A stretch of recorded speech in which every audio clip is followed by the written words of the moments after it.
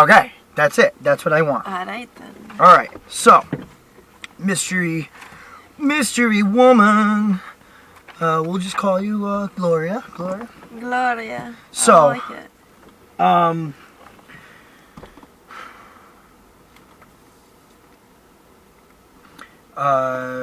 You just take over the reins here, but I'll just get started. You have, if it gets too hot, let me know too, because we can adjust things. Right. Isn't that better? Sun's right in my eye. Right there. Okay. So, you were involved with a boy for many years who you were in love with, and he was an addict. Yeah, he was an addict of many things, but especially heroin. How old were you?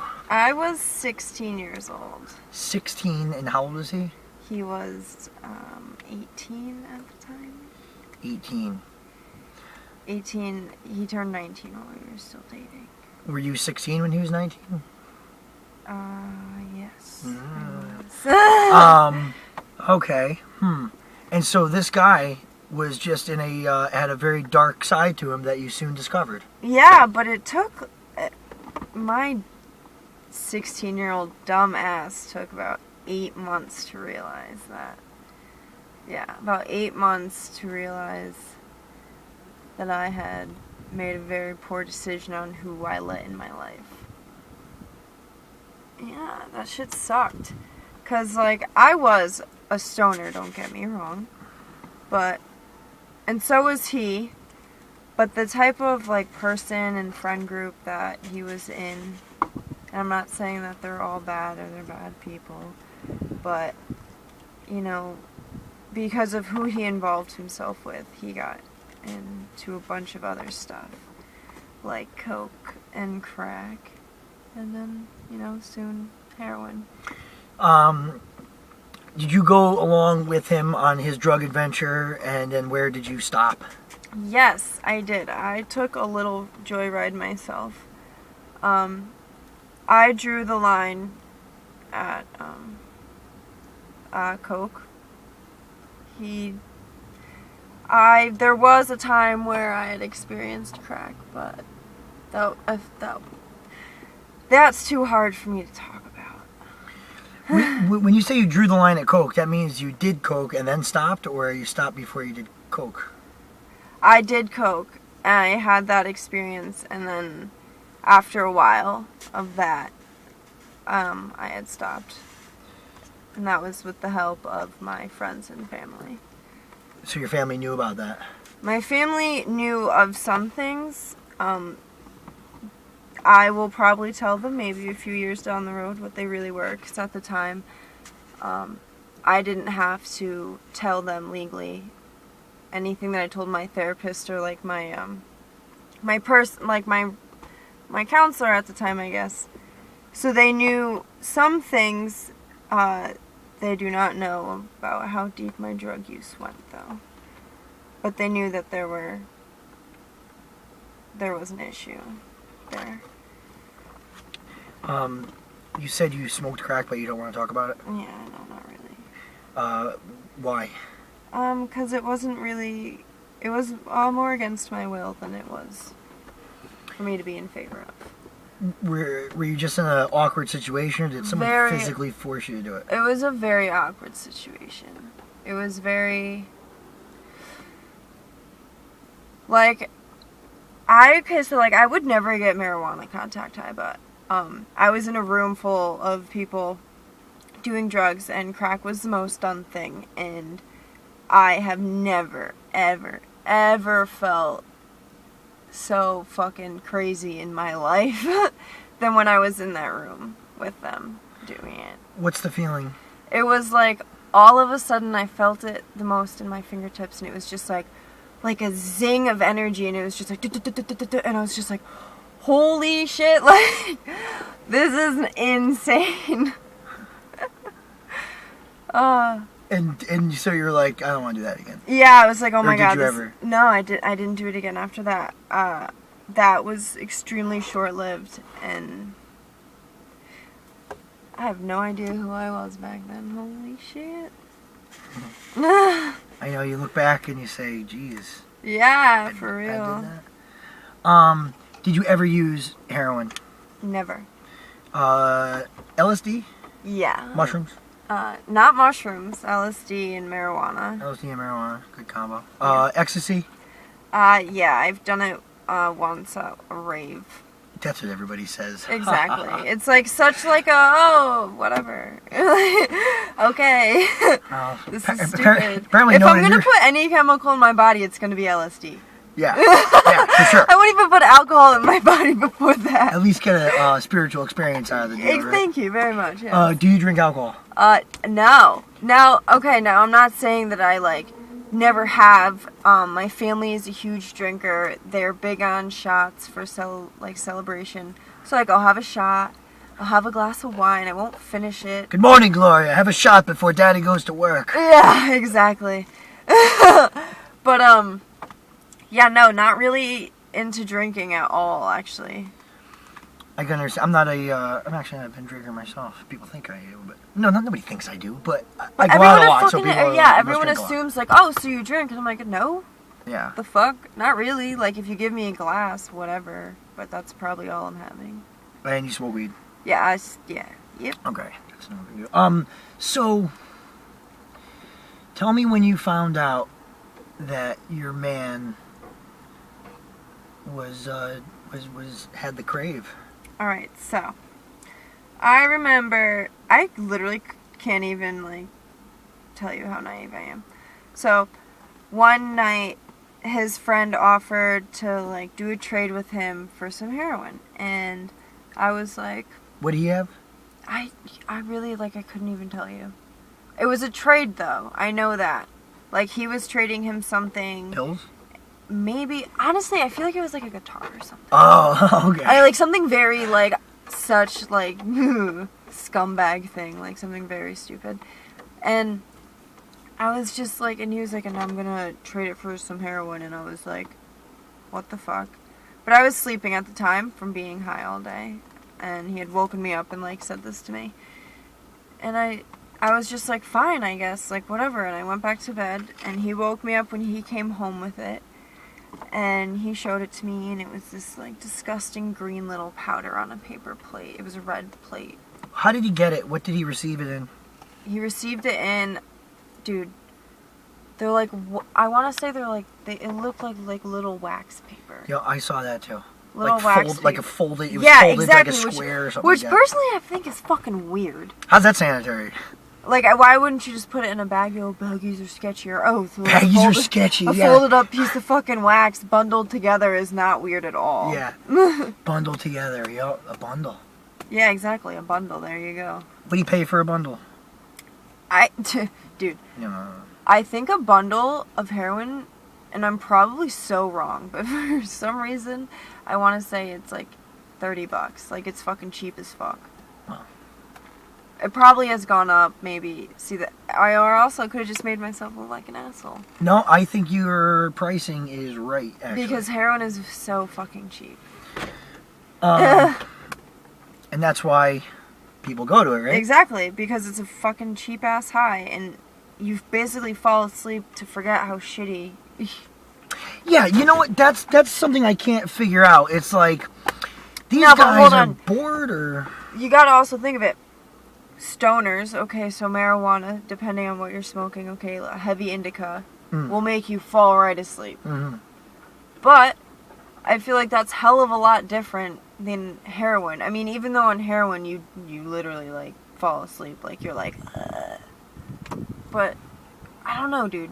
There's definitely, like... A big difference. Yeah, there's definitely a huge difference, but... Well, I mean, I associate smoking weed with going to watch a musical act or, like, a play. No, but you're right, but so is heroin. But don't they just go home and go hide? No, totally, dude. Most heroin addicts totally do that, but... No offense to any Grateful Dead fans. I do love the Grateful Dead.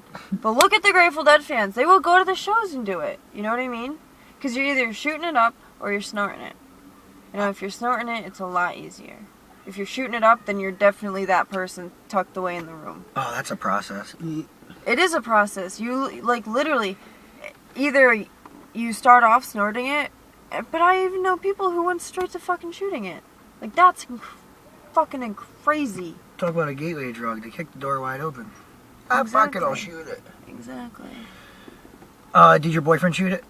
I think he ended up shooting. He probably started shooting when we were still dating, but once he said heroin, it was just, forget it. Fucking forget it. What was the straw that broke the camel's back that you said, you opened up your eyes and you said, I gotta get away from this guy? See, that's the most fucked up part. It wasn't me, it was him. It was him who, like, cut the ties and everything. Because he told me that, you know, like, it sucks because, like, I can't trust him now, and I'm always second-guessing him, and we shouldn't be together, and this, that, and the next. And I was like, oh my god, like, my heart's broken, this, that. And in reality, he was just going to his ex-girlfriend because she was totally down with the idea of fucking doing heroin. Like, she herself became an addict. She was probably already an addict when they got together the second time around. They all had the same friends. And the whole circle is into it. I mean, like, every friend group that's, like, the misfits, you know, they all lose themselves. Wait, you said misfit? What does that mean? Yeah, we were misfits. Alright, so there's, like, the misfit group. So you had, like the freaks? The freaks. That's the what it would have kids been who didn't when I mind, went to... who didn't mind experimenting, who liked good music, who, you know, were considered dirty and gross. Cause you know, we like Nine Inch Nails, the other kids liked Dave Matthews, and it was like... Kind of. Yeah. That was of our time. Well, yeah. Not that we're that far away, but there's definitely, you know, you think about what music came out that summer while you were in high school. And it's like, yeah, dude. You know. I don't know. They're, like, not all of them are heroin addicts. Some of them are pretty fucking successful right now. But the other half fell off, definitely. And only a few were saved. Do you think rehab works? I think it depends on who you are as a person. If you really want to get better, you'll get better. If you don't, you won't. It depends on you. It was your decision to do the drug. It's your decision to get your ass out of it. You know? That's a pretty good, that's very powerful. Take responsibility for your own actions. You have to. Are you fucking shitting me? Well, I mean, what do you think when someone, wants to blame, the drug companies? Like, you know, a child that legitimately gets hurt and is given painkillers. You know, you should be fucking blaming them too. But, I don't know, dude. You should know damn well, like, as a parent, if you're giving your child pain meds to, like, not fuck around like that. Like, you should know. You should you should have it. The kid shouldn't even have it. You should be the one monitoring that. But, totally, they hand perk 30s out like it's fucking candy. Especially if you're on pain management, forget about it. Pain management is correct me if I'm wrong, it's a program who people are addicted to pills and they get arrested for buying pills on the street. They get on a program called pain management and then they're just allotted the pills throughout the rest of their drug career. I think it's more along the lines of, like, so when, like, you get, like, a hip replacement or you're always in pain, something like that, like, combat veterans, like, they get put on pain management all the time. Like, take these perk 30s every day for the rest of your fucking life just to feel okay again. Let me put you through all of these surgeries, this, that, and the next, and then put you back on pain meds just so you can feel okay again. Like, I know dude, so when I went to Canada, there was so many homeless veterans, like, people who, like, had lost a leg, you know, like, clearly, like, something was wrong with them, they had been physically hurt, and I had asked them. But doesn't Canada have free healthcare? You would think, right, dude? Yeah. And I asked them, I said, like... Political conversation. What the, like, come on. Like, they're not helping you out or anything? Dude, disability and everything, they just cut them right off. And then they go to heroin because it's so fucking cheap. Do you know anything about the pills that we were once snorting? And by we, I mean we as a people. The pills we were once snorting are now filled with some sort of gel compound, so you can't break it up and snort it. And that's another reason people are saying, forget about it, I'll just do dope. Really? You hear about that? I hear did? I hear people talk about it. I did, but like I didn't. Not. That's fucking nuts. If you can't snort a perk 30, you're gonna go straight to heroin. Then you definitely know you got a fucking issue. If that's your fucking make it or break it, dude. You can adjust. Did you want to adjust the window?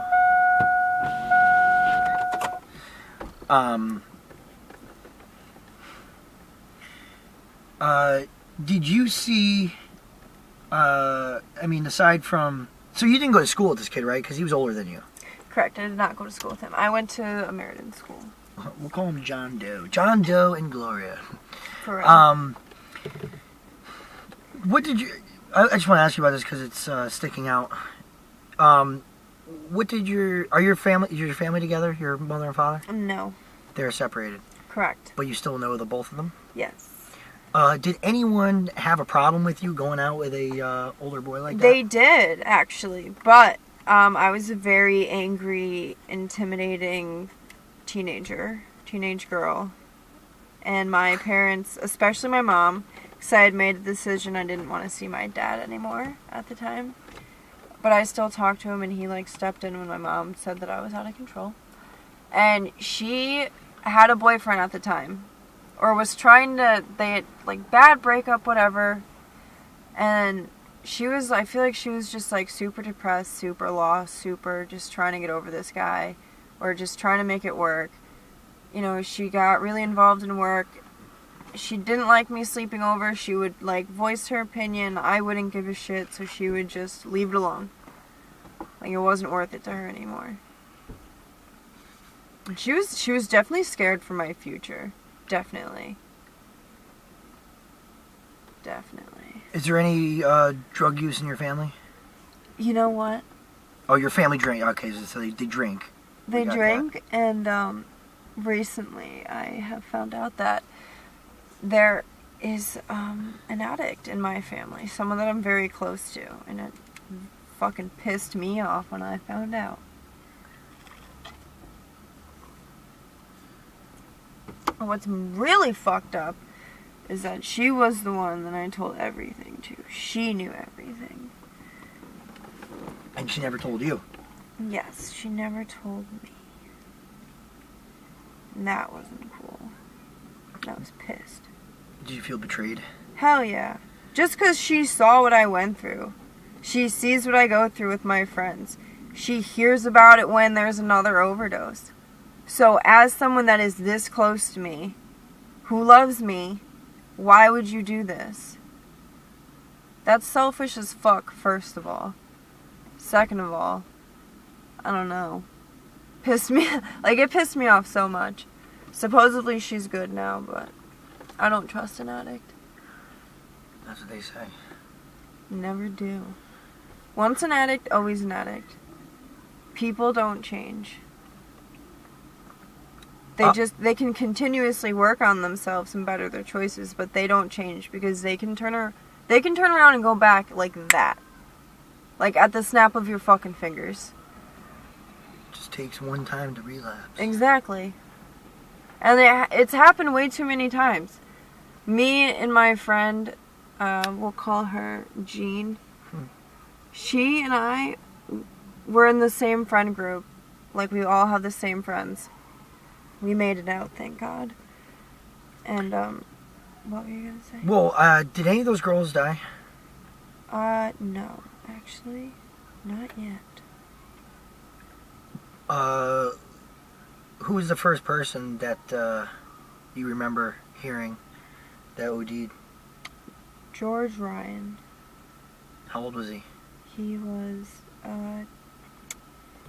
I'm pretty sure it was right after his 21st birthday or right before. 1 year years old.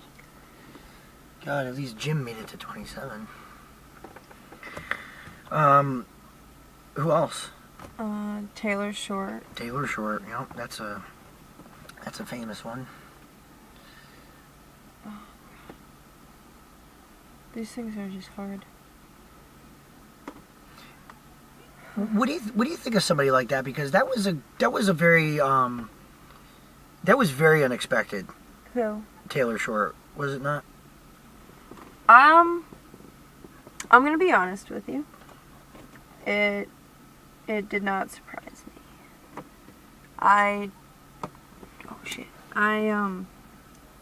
I've heard some things, I knew some things. I worked at the Trail of Terror. I knew who her friends were. They were also friends with some of my own friends. So, I mean, did I ever think she'd overdose and die? No, of course not. But did I know she was using? Yeah. Now, who got her into it? Honestly, I don't know. When you look at her group of friends, because I can look at certain groups of friends that I hang out with, and I can point the finger at one person and go, you know, if they all go to Afghanistan and start a militia, it's that guy who did it. Or if those guys decide to buy a race car and they're going to commit themselves to going to the racetrack every week, it's the guy right there in the blue shirt. He's the one that's masterminding that whole thing. Can you point your finger at a group of friends and look at the one person and be like, that's the one that brought him to Hartford and bought dope? That's the one that shot him up. I would have to say that her boyfriend probably wasn't a positive influence. And don't the parents see this? A parent sees it, don't get me wrong, but like, you are still going to do what you want to do. Whether your parent says yes, whether your parent approves, you are always going to do what you want to do, especially when you get old enough. When you turn after 18, probably even like 16, 17, you're making your own choices. You get a license. You get your license.